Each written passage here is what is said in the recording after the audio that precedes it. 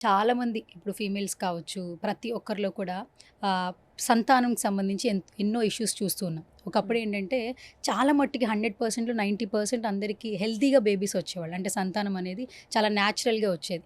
ఈ మధ్య కాలంలో అంటే మన లైఫ్ స్టైల్ కావచ్చు, మనం ఉంటున్నటువంటి విధానం కావచ్చు, చాలా వరకు ఈ ఐవీఎఫ్ ఎక్కువైపోతూ ఉంది చాలా మందికి కూడా. అసలు ఫస్ట్ ఆఫ్ ఆల్ ఎందుకంటారసలు?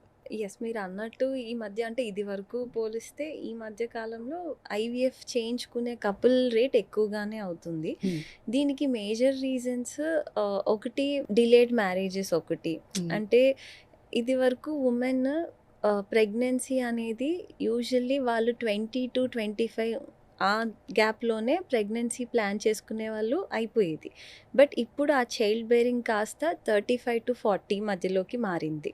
ఆర్ 30-40 మధ్యలోకి. సో, అక్కడే there is shift of almost 10 years there.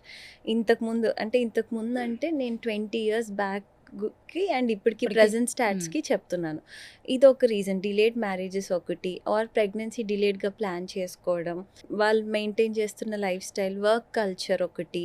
అంటే ఇప్పుడు ప్రతి ఆడవాళ్ళలోనూ స్మోకింగ్, ఆల్కహాల్ ఇదే కాక అంటే ఇవన్నీ లైఫ్ స్టైల్ అనే అనను. కొందరు చాలా మంచి లైఫ్ స్టైల్ మెయింటైన్ చేసి కూడా ఇన్‌ఫర్టిలిటీలో ఎండ్ అవుతున్నారు.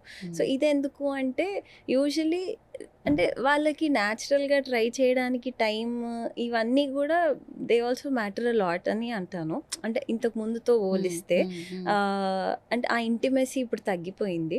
అండ్ అదే మెన్‌లో కూడా లైక్ అప్పుడు ఎర్లీ మ్యారేజెస్ అయ్యేవి. ఇప్పుడు men are getting married after 30 years. 30-40 years పెళ్ళిళ్ళు చేసుకుంటున్నారు. అక్కడి నుంచి మళ్ళీ ప్లానింగ్ ఇవన్నీ అంటే ఇద్దరిలోనూ దేర్ ఈస్ ఈక్వల్ కాంట్రిబ్యూషన్. ఇంతకుముందు ఇన్‌ఫర్టిలిటీ సమస్య ఎక్కువగా ఆడవాళ్ళలోనే చూసేవాళ్ళు అని అనుకునేవాళ్ళు. బట్ ఇప్పుడు ఈక్వల్ అయిపోయింది. లైక్ ఇట్స్ బికమ్ అంటే 50 అండ్ మెన్‌లో 50. అలాగే వుమెన్‌లో ఇద్దరిలో గూడా. హ్మ్. ఓకే.